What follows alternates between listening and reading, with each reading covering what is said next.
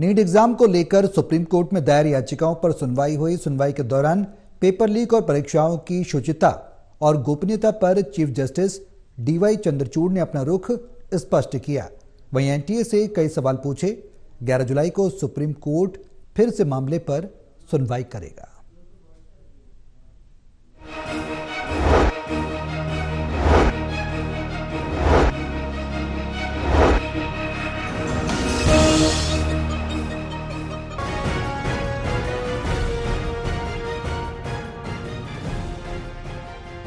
Supreme court में NEET UG paper leak और retest मुद्दे पर अहम सुनवाई हुई है। परीक्षा में अनियमितताओं के साथ ही नए सिरे से परीक्षा कराने का निर्देश देने वाली याचिकाएं भी इसमें शामिल हैं। सुप्रीम कोर्ट ने याचिकाकर्ताओं के सभी वकीलों से कहा कि वो 10 जुलाई तक अपनी दलील पेश करें।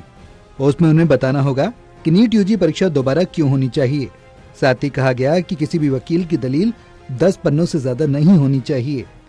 सुप्रीम कोर्ट ने नीट यूजी रीटेस्ट को सबसे आखिरी विकल्प के तौर पर रखने के लिए कहा। नीट पर सुनवाई भारत के मुख्य न्यायाधीश डीवाई चंद्रचूड़ और 2 अन्य न्यायाधीश जेबी पारदीवाला और मनोज मिश्रा कर रहे हैं। 24 लाख बच्चों के भविष्य को लेकर सभी चिंतित हैं। ऐसे में सुप्रीम कोर्ट इस पर मामले को लेकर सुनवाई कर रहा है। सुप्रीम कोर्ट ने सुनवाई के दौरान chief justice of India CJI DY Chandrachud ने कहा कि नीट का पेपर दोबारा होगा या नहीं। इसके लिए ये देखना होगा कि क्या पेपर लीक सिस्टमैटिक तरीके से हुआ है, क्या लीक से पूरी परीक्षा प्रक्रिया की पवित्रता प्रभावित हुई है या फिर फ्रॉड का फायदा उठाने वालों को अलग किया जा सकता है। अगर परीक्षा की पवित्रता प्रभावित हुई है तो दोबारा से परीक्षा जरूरी है, लेकिन अगर फायदा उठाने वाले छात्रों की पहचान हो जाए तो दोबारा परीक्षा की जरूरत नहीं होगी। वहीं सुप्रीम कोर्ट के जज ने पूछा कि हमारी साइबर फॉरेंसिक टीम के पास किस तरह की टेक्नोलॉजी है, क्या हम सभी संदिग्ध का एक डेटा तैयार नहीं कर सकते। इस परीक्षा में जो हुआ और हम जो कदम उठा रहे हैं उससे आगे पेपर लीक नहीं होना चाहिए।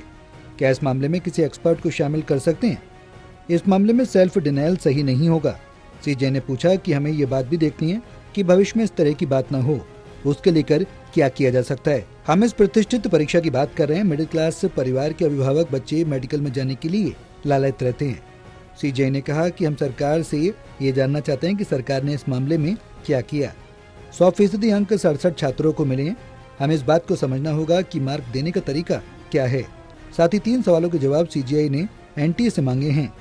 नीट यूजी प्रश्न पत्र कब लीक हुए, नीट यूजी प्रश्न पत्र कैसे लीक हुए, नीट यूजी पेपर लीक और परीक्षा के बीच कितना समय था। बहरहाल सीजीआई ने कहा कि याचिकाकर्ता की तरफ से पेश सभी वकील 10 जुलाई तक अपनी दलील पेश करेंगे कि दोबारा परीक्षा क्यों होनी चाहिए और केंद्र तारीखों की पूरी सूची भी देगा।